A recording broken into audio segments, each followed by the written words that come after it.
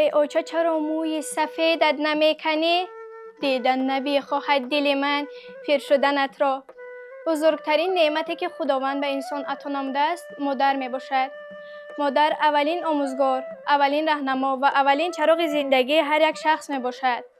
وقتی کودک اولین قدم خود را میگذارد، دستی که از لعل هم گرانبها تربیت میکند، این دستی مادر می باشد. مادر رمزی مهر، صبر، فداکاری و وفاست. هیچ گنجی در دنیا به ارزشش به محبت مادر برابر شده نمیتواند. گفته‌اند جنت در زیر قدم مادران است. این نه تنها یک کلام زیبا، بلکه هدایت است که ما را به احترام و غمخوری مادر و قدردانی مادر وادار می‌سازد. اگر که انسان در زندگی بر رونق یا شهرت نائل گردد، این از دعای با برکت مادر می باشد. شعر از معلمه عزیزم بابا علی و مهرنیسا. توی مادر امید من و همبخت سفید من، که با تو آرزوها داشتم مادر، به دل مهری تو را می کاشتم مادر. چه بیرنگ است دنیا بعد تو مادر، که نوزد ناز ما را بعد تو مادر. تو بودی عالمی افسانه از من بود، نشاط و شادی ها در همه از من بود. تو را من تخت و بخت خیش گفتم، حبیبی روز سخت خیش گفتم. دریغا دست دشمن مادرم را کشت، بهار ارغوانی باورم را کشت. ز اندوهیت می خستم مادر، چگویم از درون بشکستم مادر. چگویم بعد تو تنها خدا دارم، برای تو دیگر تنها دعا دارم. بخواهم از خدا رحمت برای تو، نمیرد مادر در من صدای تو. مهری تو مادر پایان ندارد، از هستی‌ات دل ارمان ندارد. ادای قرضم امکان ندارد، ای مادری من جان مادری من. پیش پای تو سجده می آرم، با دعای توست برای کارم. هستی‌ات باشد وطن مادرم، ای مادری من جان مادری من. مادر سرچشمه حیات، تربیت کننده فرزند و چراغ خاندان است. مادر کلمه است گرم و گوارا و شیرین. وقتی که ما کلمه مادر را به زبان میگیریم، دلمان پر از مهر و محبت صمیمی و گرم و جوش می شود. به نورش گرچه این خورشید خاور، فرا گیرد جهان را سراسر. نمی گردد ولیکن آن برابر، به این پرقوتی با مهر مادر. فقط مادر به هر گرما و سرما، همیشه بر سری گهواره ما. نکرده میژه ته بنشسته شبها، کلان کرد او چو جام بگرفته در بر. وجودش چون به فرزند است پیوند، ورا خواند به خود جان و جگر بند.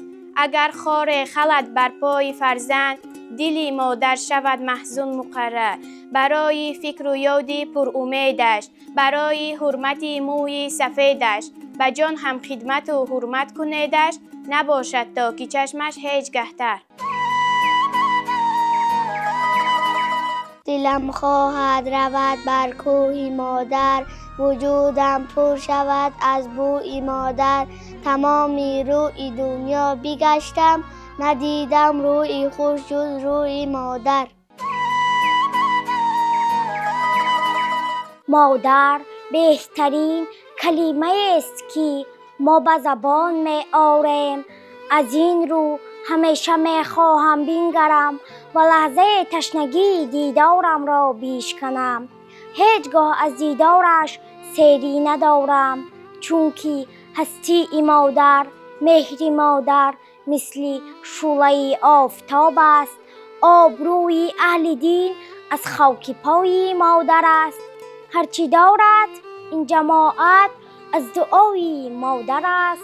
آنچه در وصف بهشت فرمود قرآن کریم، صاحب قرآن بگفتا زیر پای مادر است. مادر فرشته بود اما بال و پر نداشت، شاید که داشت بال و پر اما خبر نداشت.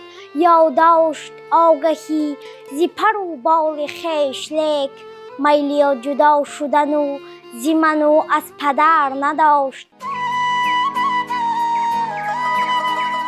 مرا سحر که خیزاند مادرم، که سوی آب جای خواند مادرم.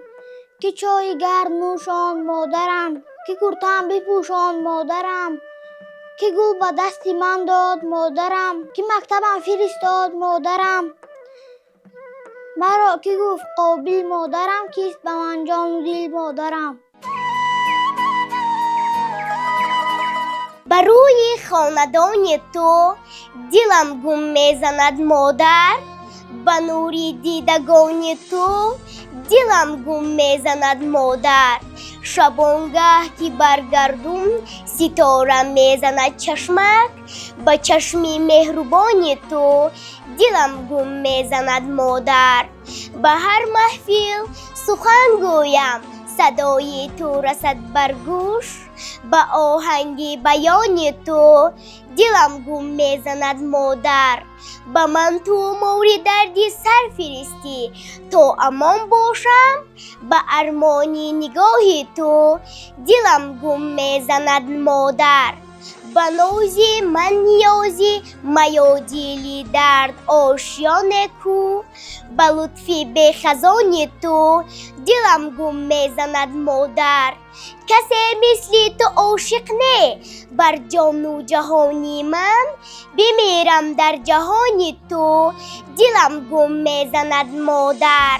بهار است و دلم در خانه تنگم نمی گنجد، به کنج آشیان تو دلم گم میزند مادر. تو هستی و مرا پروای مهر و مهربانی نیست، به مهری جاودان تو دلم گم میزند مادر. اگر از غشت طلا قصر سازی و اگر از سنگ خارا شهر سازی، نیابی در جهان یک ذره فیضه اگر مادر نباشد از تو راضی. اگر صد روزه و ایمان داری، اگر چون سیله شاهان داری، قبولش نیست حجی اکبری تو اگر مادر نباشد از تو راضی. جان مادرم جان مادرم، من بر تو ایمان آورم، ای کاش باشی هر کجا عمر سلامت بر سرم. خواهم که در آغوش تو باری دیگر کودک شوم، باری دیگر با طبع خوش بر خواب طفلیم روم. تو مانند زمین یکتای مادر، تو مانند زمین تنهای مادر. زمین را هر قدر چون مال میراثی میان همدیگر تقسیم کردند. زمین را قطعه قطعه هر قدر فرزندهای تو برای همدیگر تقدیم کردند. ولی یک روز دانستند زمین قسمت نخواهد شد. زمین و آسمان، خورشید و مه مثل دل تو و مثل مهر تو میان کودکان قسمت نخواهد شد. همه خورشید و مه دارد، همه با خود زمین و آسمان دارد، ولی اصلا مه و خورشید، ولی اصلا زمین و آسمان مانند تو یکتا و تنهایند. چنان که هر کسی را زادگاهی هست، ره سرمنزل میعادگاهی هست، ولی بهر همه مادر وطن یکتاست. تو هم از بهر ما مثل وطن یکتایی ای مادر. تو یکتایی و در هر جا تو تنهایی و تو با ما. توی آبستن شادی، توی آبستن غمها، توی آبستن امروز، توی آبستن فردا. زمین و آسمان، خورشید و مه مادر وطن از آن عزیز هستند که به همتا و یکتایند. هر آنچه بیش از یکتا بود چندان مقدس نیست. تو مانند زمین یکتای مادر، تو مانند زمین تنهای مادر. توی درمان به دردی به دوایم، توی آرامی جانی به نوایم، توی گنجی نهانی به بهایم، ندیدم بهتر مثل تو مادر. تو هستی راهگشای روزگارم، تو هستی غمگسار و غمبرارم. توی با چشم چار در انتظارم، ندیدم بهتر مثل تو مادر. تو باشی زبی حولی و دری من، تو باشی سایه اندر سری من، تو باشی یاور و هم رهبری من، ندیدم بهتر مثل تو مادر. توی رفشنگری شبهای تارم، مه و خورشید هر لیل و نهارم. توی سرسبزی و حسن بهارم، ندیدم بهتر مثل تو مادر. مادر، این تنها یک کلمه نیست، این یک عالم است. وقتی ما به چهره مادر می نگریم، در چشمان او تمام تاریخ انسانیت را می بینیم. مادر، تو نه تنها فرزند بلکه آینده ملت را به وایه می رسانی. ما باید درک کنیم که احترام مادر تنها در یک روز عید او نیست. احترام او در آن است که ما موی سفید او را عزیز داریم و نگذاریم که در چشمان او اشک غم پیدا شود. زیرا وقت مادر غمگین می شود، گویا فلک می لرزد و وقت مادر می خندد، تمام عالم نوربار می شود. سری تعظیم فرود می آوریم در نزد تمام مادران برای آن شب زنده داری ها، برای آن مهربانی ها و برای آن که به ما آدم بودن را می آموزید. زنده و جاوید باشد مهر مادر در جهان. به دل صد درد و غم داری، ایا مادر تو افگاری. همه شبها به خواب ناز، زی دستی غم تو بیداری.